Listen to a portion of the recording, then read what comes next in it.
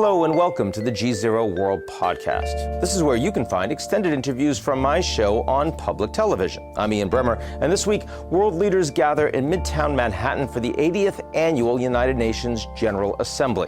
8 decades after its founding charter promised to, quote, save succeeding generations from the scourge of war, conflict rages on in Ukraine and Gaza and Sudan, while humanitarian crises stretch from Haiti to Yemen. And yet, the United Nations itself is in crisis. Secretary-General António Guterres has warned the organization must learn to do less with less, as budget shortfalls threaten life-saving programs from HIV/AIDS work to protections from women and girls in conflict zones.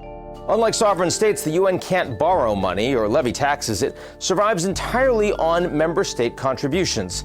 And the United States, its longtime largest donor, has radically shifted its foreign aid outlook under President Trump, slashing billions in spending. China, the second most important member state, has also become a less reliable donor. Meanwhile, other nations like Argentina and Mexico have dragged their feet or become delinquent on mandatory dues.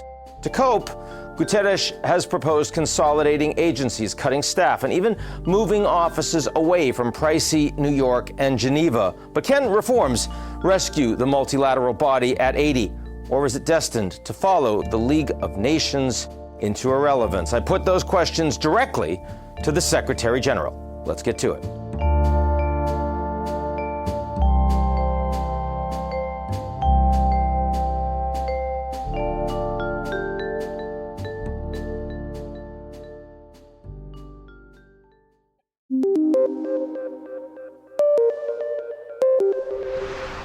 Secretary-General António Guterres, it's really nice to be with you. It's an enormous pleasure to be with you again. Thank you. Thank you. You've been almost a decade now here at the United Nations. The world has changed a lot. At the macro level, would you say that the world is increasingly becoming multipolar now? We are moving in that direction, but we are not yet there. For the moment, I think we are in a kind of a chaotic transition. But it is obvious that if you look at the weight of the G7 in the global economy, every single day it diminishes a little bit. And if you look at the emerging economies, China, India, Indonesia, Brazil, Vietnam, every single day they represent a bigger share of the global economy. The problem is that the institutions we have are still based on what the world was after the Second World War. And so we need to review those institutions to take into account the reality of today's world. And that is why we have been strongly asking for a reform of the international financial architecture, of the Security Council, and of all the other elements of global governance, let us say, that exist today, that are sometimes part of the problem instead of being part of the solution. Part of the problem of peace, Security Council, and part of the problem of the enormous economic inequalities, the international financial architecture. Now, we've been talking about the rise of the rest in the global south for decades now, so this isn't a surprise. And usually when that happens and the architecture doesn't change, it's the new countries that are becoming more powerful. They're the ones that want the reform, and yet it's the most powerful country, the United States, that seems to be least interested in the institution. But I think that developed countries, let's say the G7, have two alternatives.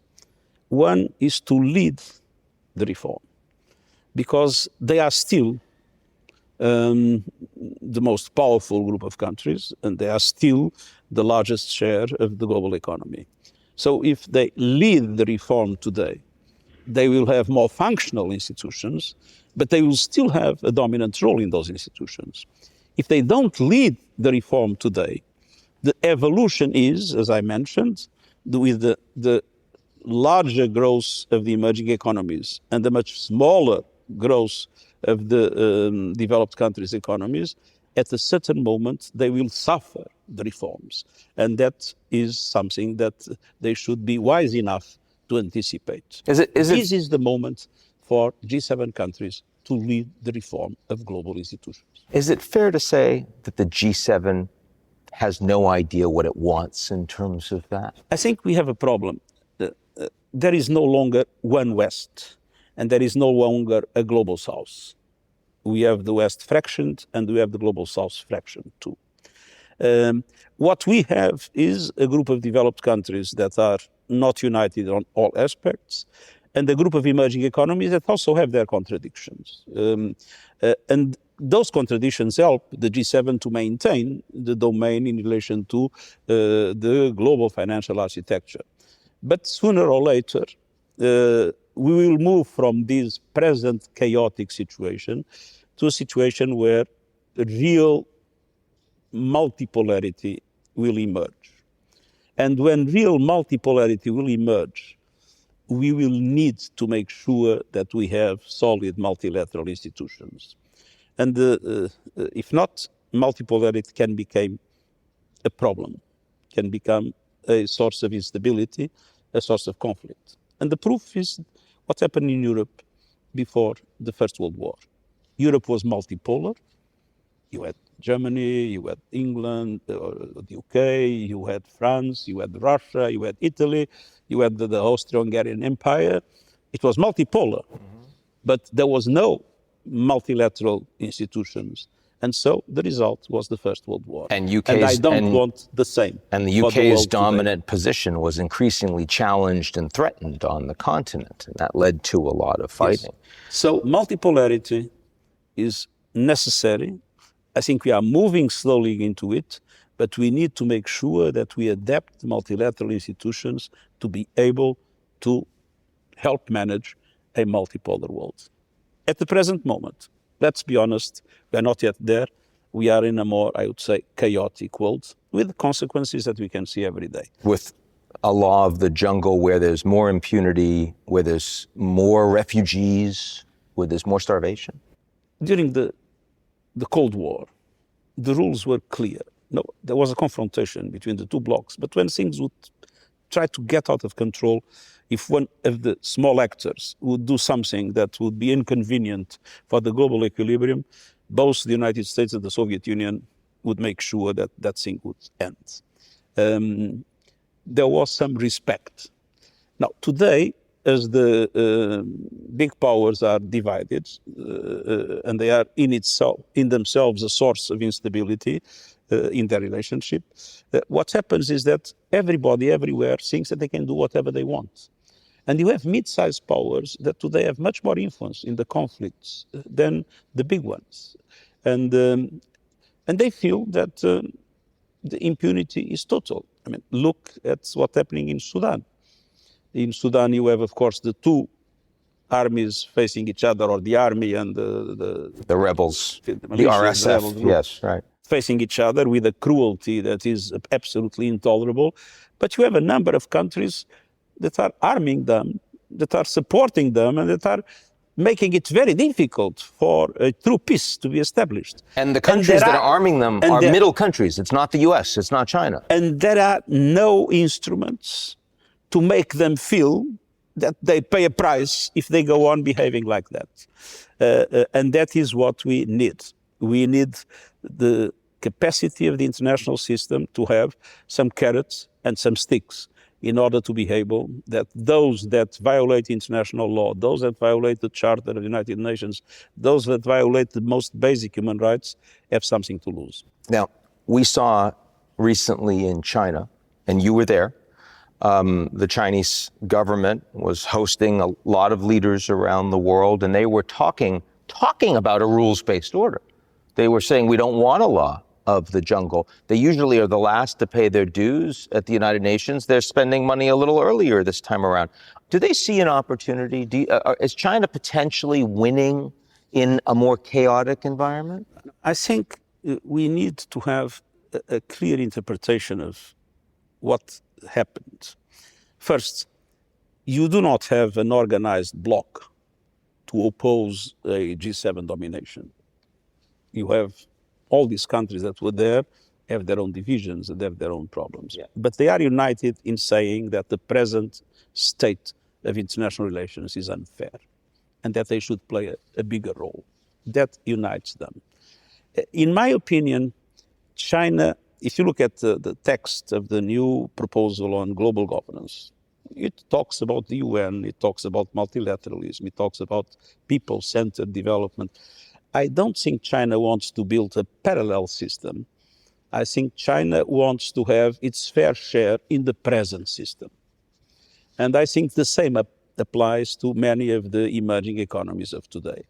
And that is the reason why I've been saying, this is the moment for G7 countries to assume the leadership of the reforms that are necessary to adapt our institutions to the world of today. Because if they don't, there are other countries that will play a bigger role. And yes? And the logic is clear. Emerging economies are growing much faster than traditional developed countries. And as I mentioned, the Chinese are now... And the Chinese are the biggest of those emerging economies. But we should not forget India. Yes. We should not forget Indonesia. You should not forget Brazil. There is a new constellation of powers in the world that are not united entirely, but that clearly are not satisfied with the present global governance structures and would like to have their fair share. So for now, at a time of chaos, at a time of an absence of a global order or governance, the United Nations is under a lot of financial pressure. You're going to have to make announcements to reduce staffing But those are two different things. Yes. One thing is the fact that the world has serious problems from the point of view of conflict, serious problem from the point of view of inequality, serious problem from the point of view of climate, serious problem from the point of view of, no guardrails in relation to technological development, namely artificial intelligence. The world has serious problems. And of course, the UN has to deal with those serious problems. And we are making an effort in order to reform ourselves. We have a reform program that is being implemented at the present moment. We call it UN 80. We have reduced because we need to be more effective and cost effective, the budget for next year in 15%.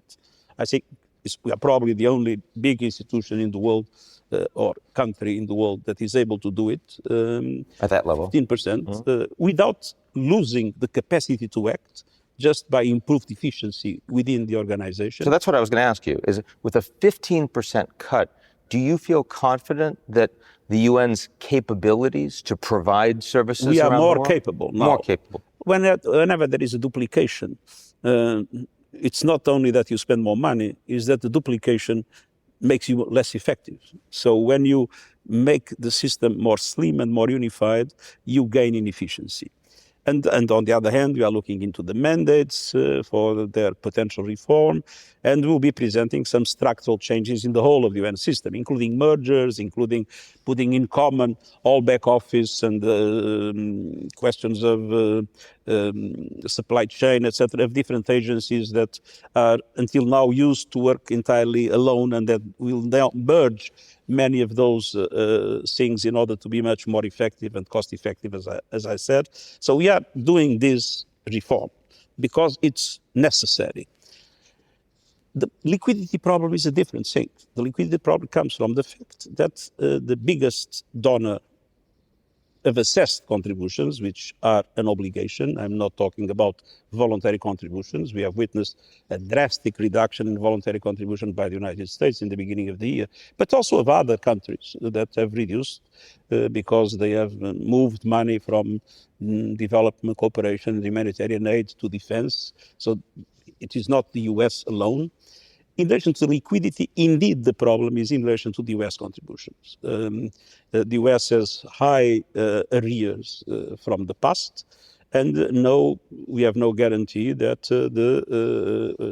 the obligations in relation to the present year will be fulfilled. On the contrary, some of the money that was already budgeted has been taken out. And so, based on this fact, we are taking some emergency measures in order to it's not the reform, it's emergency measures in order to reduce costs, but there with an implication, which is many things that we were doing that are necessary, we will no longer be able to do. And we have seen that in the humanitarian field. I mean, the programs of fight against hunger, the programs of vaccination, the programs of treatment of HIV/AIDS suffered huge cuts around the world for lack of financing. So that's a liquidity problem. When you have a problem of efficiency, you solve it reforming. When you have a problem of liquidity, you have to cut whatever you can cut. And when you cut whatever you can cut, the impact is not in the organization. The impact is in those we work for. Yeah, so in this regard, separate from the structural reform, there is a reality of real programmatic cuts that will have real impact on human beings because the U.S. and other countries are in significant arrears, just as the U.S. has shut off USAID. We are already doing it yes. This year. Yeah. Obviously, we'll be spending less than what it was budgeted, with cuts that were made based on our capacity to do so. I must tell you, the UN has probably the best expenditure control in any organization I've ever been. So we are perfectly able to fully control our expenditure. But what I'm more worried is if we will have to adopt, and we are on the verge of having to adopt, an emergency cut in peacekeeping operations that could have a detrimental impact on the protection of civilians and on the stabilizing effect that many of these forces still do, taking into account the enormous difficulties that peacekeeping faces in a world where, as you mentioned, there is total impunity, and in a world where sometimes peacekeepers are not there to keep the peace, but are there to face terrorist groups, rebels that are sometimes better armed than the peacekeepers in conditions that are extremely difficult. The DRC is a good example. The Democratic Republic of Congo, yeah. So if the United States doesn't resolve this challenge of funding, then it is indeed plausible and imminent that the peacekeeping program will have to shut down. Fulfilling the obligations. We are talking about things that were agreed by all countries, including the United States. These are the rules of the game. Of course, if the money is not paid, we will have to cut some essential activities of the UN, and especially my main concern now is peacekeeping.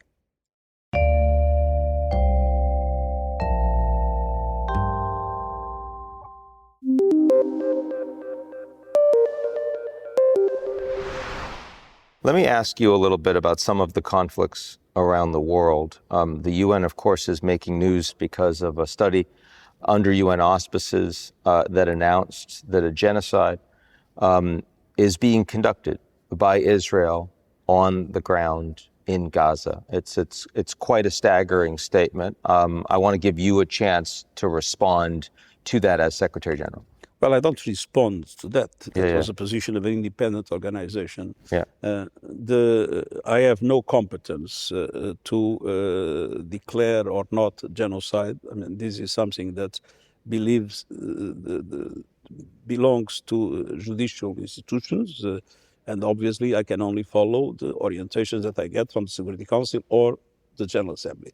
But the problem is not the name. The problem is the reality. And the reality is absolutely horrendous in Gaza today. After the horrific attacks of Hamas that we strongly condemn, we had a response that is with the higher level of death and destruction that I have ever seen in my public life, and with severe obstructions, at a certain moment total obstruction of humanitarian aid, leading together with all these aspects to famine and to levels of suffering, lack of all kinds of health care, adequate water, adequate sanitation, adequate shelter, to a population that is forced to move all the time and is suffering in a way that is absolutely unimaginable. So I have no doubt to say that what's happening today in Gaza is morally, politically, and legally intolerable. And we absolutely need an immediate permanent ceasefire in Gaza, an immediate and unconditional release of all hostages, and total openness in relation to humanitarian aid. Now, as we need the respect of international law in the West Bank, with the end of this construction of settlements that are illegal under international law, we need to avoid the annexation that would make the two-state solution much more difficult to implement. And we need to recognize that the only way to have peace in the Middle East and the only way to avoid radicalization around the world is indeed to stop the war in Gaza and to move into a two-state solution that will, I believe, will have a boost with the meeting on Monday convened by Saudi Arabia and France, in which several countries will recognize the state of Palestine. The vast majority of members of the United Nations member states agree with what you've just been saying. They want the war to be over. They want a two-state solution. They oppose the humanitarian crisis that's happening on the ground in Gaza, but it hasn't seemed to make much of a difference. Now, earlier in this conversation, you talked about middle powers that feel like they can do whatever they want. Israel feels like in this environment, they're one of these middle powers. It doesn't matter if all these countries tell them no. One of these days, Israel apparently bombarded 6 countries, Gaza, Palestine, Jordan, Yemen, Lebanon, Yemen, Qatar, and apparently Tunisia, where some drones have bombed the ships of this flotilla that is with humanitarian aid trying to go to Gaza. I think this is unique in the history of the recent decades. Prime Minister Netanyahu said that Israel is going to have to learn to live with greater isolation, which is exactly the opposite of what the United Nations, of course, was founded to be. He has the possibility to solve that problem, understanding the need to change course and understanding the need to, with full need to recognize the right of Israel to exist and the right of Israel to exist in security, and this for me is clear, but fully recognizing this right, recognizing also that another people is in the same land and that other people also needs to have a state and live also in security. Russia-Ukraine, a war that's been going on for now coming up on 4 years. Lots of pressure internationally on Russia, too, to engage in a ceasefire, to at least talk with President Zelensky. Putin has shown no interest in that. We've only seen more strikes on civilian targets in Ukraine. One of your biggest successes as Secretary General was the Black Sea deal that you helped broker to help ensure that fertilizer and food would be able to get out for the global south from Ukraine and from Russia. That seems like a long time ago now. Is there still any possibility of engaging in behind-the-scenes negotiations with the Russians and Ukrainians in a useful way? I think there are lots of behind-the-scenes contacts, and there are public contacts by different sources, and the United States has been very active in trying to find a way. The truth is that I believe the two positions are now with a huge distance between them. Ukraine is legitimately concerned in relation to the preservation of its territorial integrity according to international law. And Russia is clearly determined to have a large occupation of territories that belong to Ukraine.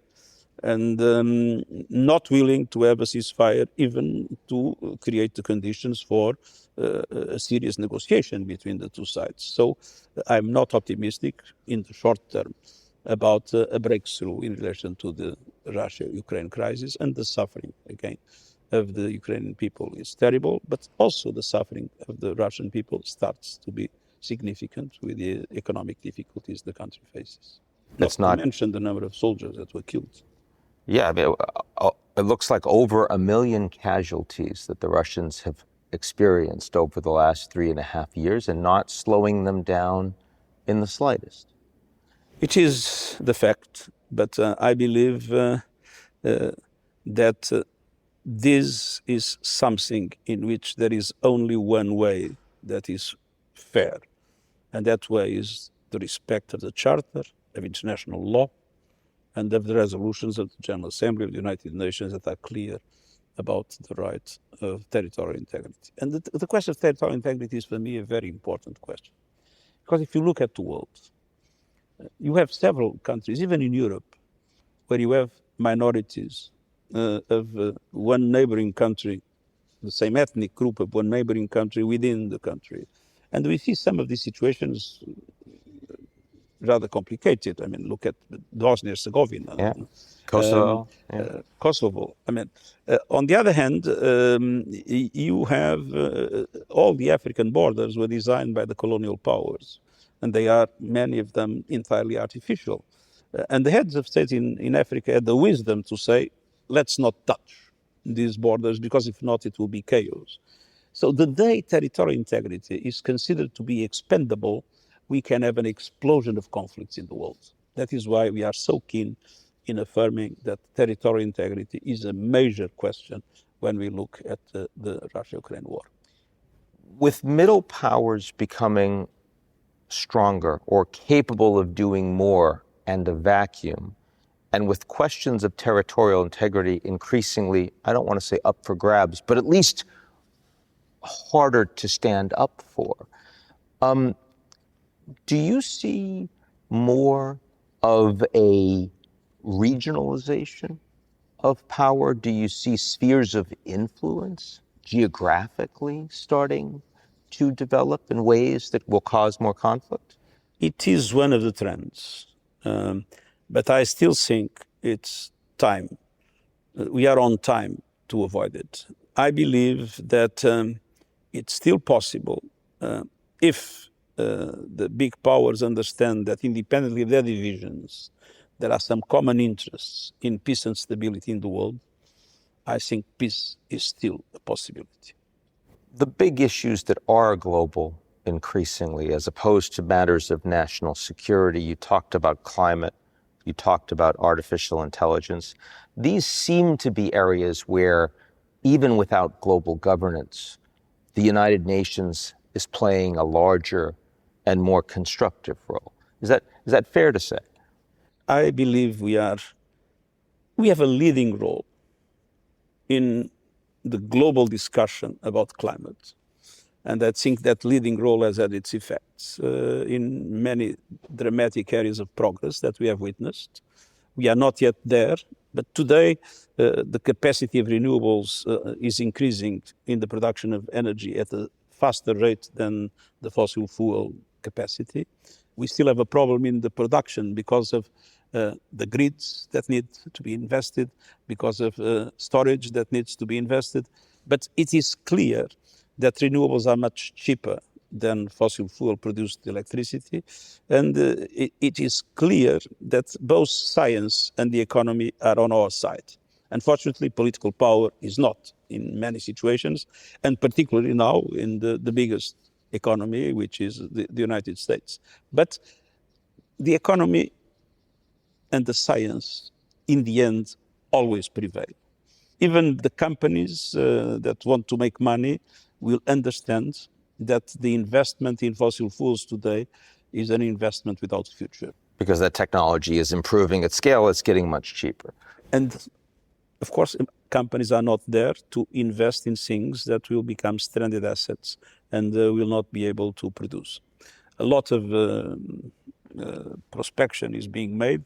I'm totally convinced that we will not be able to spend all the oil and gas that already is recognized. When I think about where the United Nations is having a hard time and where they're having an easier time, the failures are much more about aspects of national security that are zero-sum. And the successes are much more about aspects of a global economy and technology that are positive-sum, where the world, everyone can benefit from artificial intelligence. Everyone can benefit from renewable energy at scale that's becoming cheaper.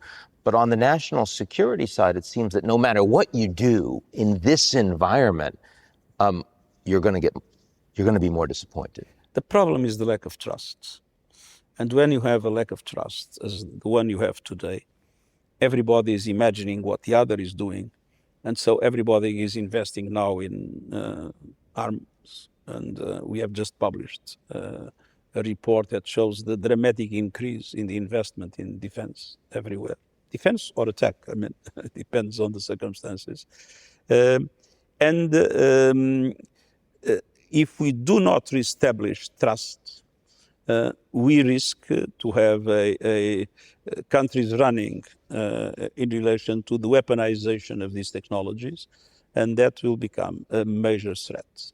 And one of the things that for me is essential is to preserve human agency in relation to war and in relation to arms, which means that I believe that autonomous weapons that could kill without human interference and choosing who to kill should be forbidden. So to close this conversation, I want to bring you back to something you brought up at the beginning. You said that heading towards multipolarity, lacking trust without strong global institutions feels like what happened in Europe before World War I. Do you feel like we're heading towards global conflict in this environment right now? I still hope not. I still believe that there is a level of rationality that in the end will prevail. And when I see the different actors that are playing, I see that they always, and I'm talking about the big powers, they always stop one step before what could be a major confrontation. So we have to hope that's still the case. Let's hope so. Thank you. Secretary-General António Guterres. Thank you very much. That's it for today's edition of the GZERO World Podcast. Do you like what you heard? Of course you do. Why not make it official? Why don't you rate and review GZERO World? 5 stars, only 5 stars, otherwise don't do it. On Apple, Spotify, or wherever you get your podcasts. Tell your friends.